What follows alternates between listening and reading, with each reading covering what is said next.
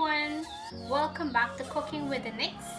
My name is Nisa and today I'll be showing you how to make one of my family's favorite dish, delicious crab curry. We are about to turn these beautiful crabs into this delicious curry.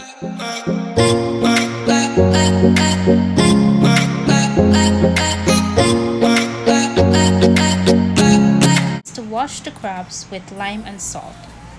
Let it sit in the mixture for about 5 minutes. This helps to take away any smell and further cleans the crabs. We then rinse it with clean water. Now for the seasonings that I picked from my garden. We have 2 leaves of broadleaf thyme, half of an onion, 2 wiri pepper, and some scallions, all roughly chopped. Going to add some thyme, fine leaf thyme that is.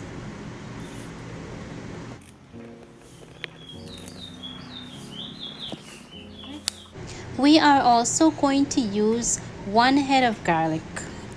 This is an excellent ingredient for any curry. I am smashing them so I can remove the shell easily. And also further smashing them will improve that flavor in your curry. We have some roughly chopped tomatoes, a few leaves of celery, masala, Geera, salt, and some other stuff that we'll be adding to our curry. So here we have my dad, my assistant for today. He is grating 1 coconut to add to the curry. I've placed the grated coconut into a blender in order to get the coconut milk. You can also vigorously squeeze the grated coconut to extract the milk if you do not have a blender. Okay, now I'm going to add the rest of the ingredients into the curry piece. Now I am using 2 types of curry powder. Indi special Madras curry powder, 2 tablespoons, and Lalah's curry powder, 1.5 tablespoons. I simply love the combination of these. It gives your curry an excellent flavor. Now we are adding some Geera. This is one of the main ingredients of the curry. The more used, the better. So I'm adding about 4 teaspoons of Geera. And we are adding 1.5 tablespoons of masala. You want to use more Geera than masala. If you use more masala, it gives your curry a bitter taste. I'm going to add a bit of water into this so that I can mix it into a paste.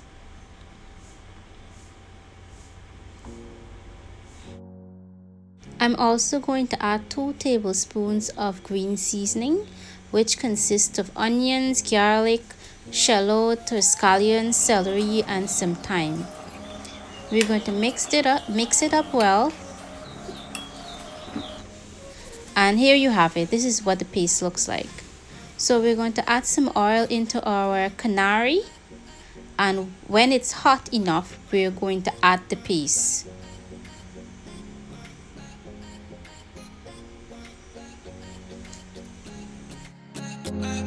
Ooh, I love that sizzling sound and it smells so amazing. Okay, so you want to cook this for about a minute, and if it's sticking, just add a bit of water so that it don't burn. Now it's time to add our crabs. Just going to add them one by one.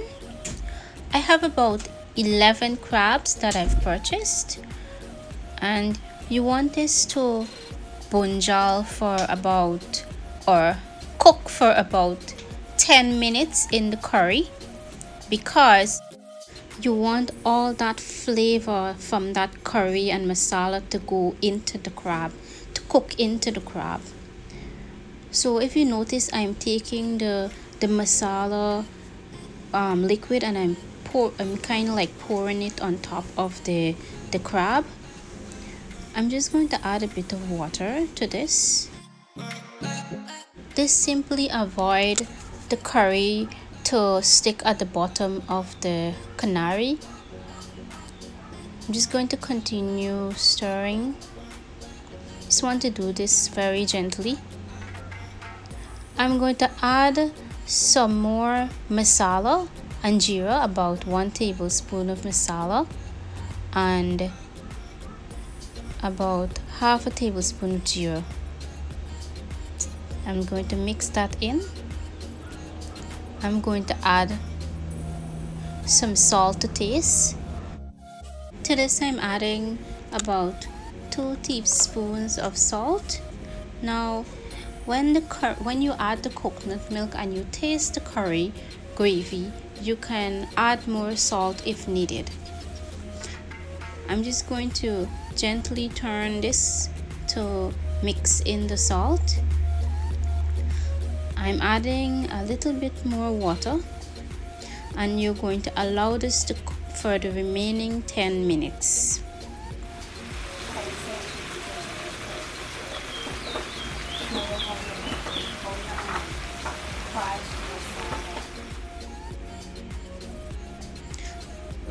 After the 10 minutes, I'm going to add the thick coconut milk, which we have freshly grated and blend into the crab curry. You just want to get all that thick juicy milk into the curry. So I'm just going to squeeze all of that milk out of the couscous.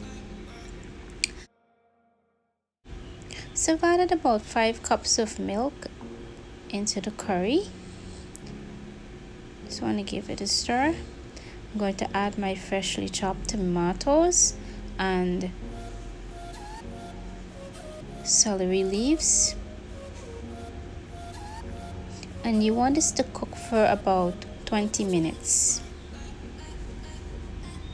So here's a Guyanese tip. In order to thicken your gravy, you can use some Eddeos or eggplant or what we call belange. Now I'm adding 8 whole cardamom to the curry. Now this gives it a really good flavor. I always use cardamom in my curry. And it's also good in other dishes as well. Now, like I've said earlier, if you would like to thicken your gravy, you can add some Eddeos or belange, mostly known as eggplant, to your curry. You can go ahead and add them to the pot this time. I'm going to use 1 pack of Flava the pot chicken flavor. I'm going to use half and I'm going to add the rest later down. This is optional. I'm adding some Wiri pepper to boil. I also like to add in my crab curry some fresh Ochros and Maringa, also known as Saipan.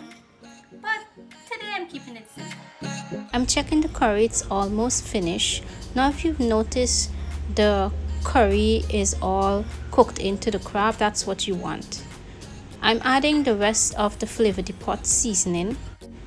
And after tasting, I'm adding a bit more salt.